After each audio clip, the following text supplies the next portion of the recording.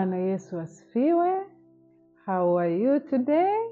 Karibu tena mtoto mzuri katika kipindi chetu cha tusome na tujifunze Biblia. Leo tunaenda kuangalia kuhusu habari ya upendo. Sema upendo, upendo. Upendo ni amri kuu kuliko amri zote.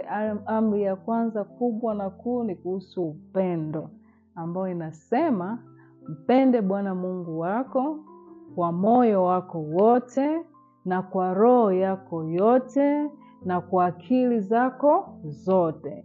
Mstari huu unatoka katika kitabu cha Mathayo sura 22 mstari wa 37. Ilikuwaje hadi Yesu akatoa huu mstari? Kulikuwa na mwanasheria alikuwa anataka mpime Yesu. Akajifanya yeye anajua kila kitu, anafanya matendo mazuri nini. Akamuuliza Yesu, amri kuu ni ipi? Yesu akamwambia amri kuu, mpende Mungu, alafu pia na ya pili, mpende jirani yako kama nafsi yako. Sawa mtoto mzuri? Nikikuuliza upendo ni nini? Yesu akasema, mbona mimi sijui upendo ni nini? Ngoja nikuulize swali. Wewe kuna kitu unapenda chakula gani? Unapenda chips, unapenda nyama, nini upendi? Nani anapenda pilipili? Unapenda pilipili?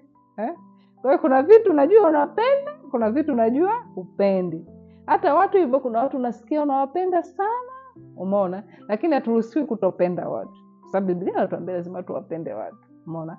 Kwa hiyo upendo ni ile hali unaojisikia, ni feelings unajisikia ndani yako, na hiyo ni amri kwamba inabidi umpende Mungu afu umpende na jirani yako. Mwingine anaweza kauliza, sasa mwalimu, nampendaje Mungu? Unampenda Mungu, kwanza ujue kabisa kuna Mungu. Yaani lazima ujue kuna Mungu.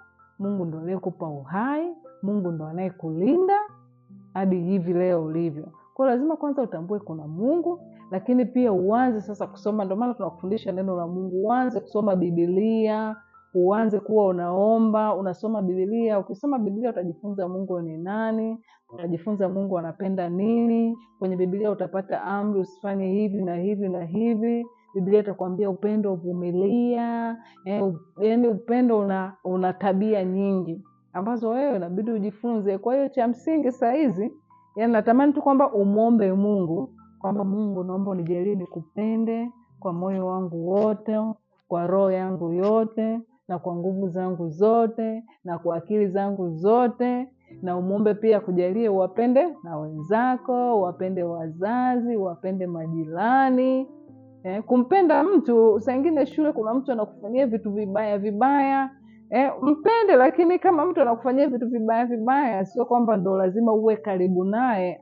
Lazima pia ujilinde, umeona? Lakini kupenda, wewe penda. Ukiona kuna mtu unachukia, mwambie Mungu nisaidie, naona mtu fulani hivi anakusaidia. Sababu Biblia inasema upendo umeshamiminwa ndo ndani yetu na Roho Mtakatifu. Kwa hiyo ndani yetu sisi tuna asili ya Mungu. Tumejifunza kwamba tumeumbwa kwa mfano wa Mungu, si ndio? Sasa Mungu ni upendo. Kwa hiyo na sisi tuna asili ya kupenda. Kwa hiyo tumuombe Mungu atujalie tumpende yeye na tuwapende wenzetu. Sawa mtoto mzuri? Hapo umenielewa? Kama kuna mtu ana swali, utachukua namba yangu hapo, utaiona, alafu utaniuliza na mimi nitakujibu. Sawa?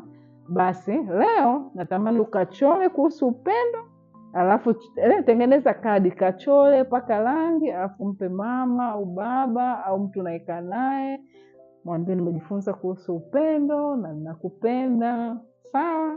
Mpaka kipindi kijacho tutaonana tena. God bless you. Mungu akubariki sana. Amen.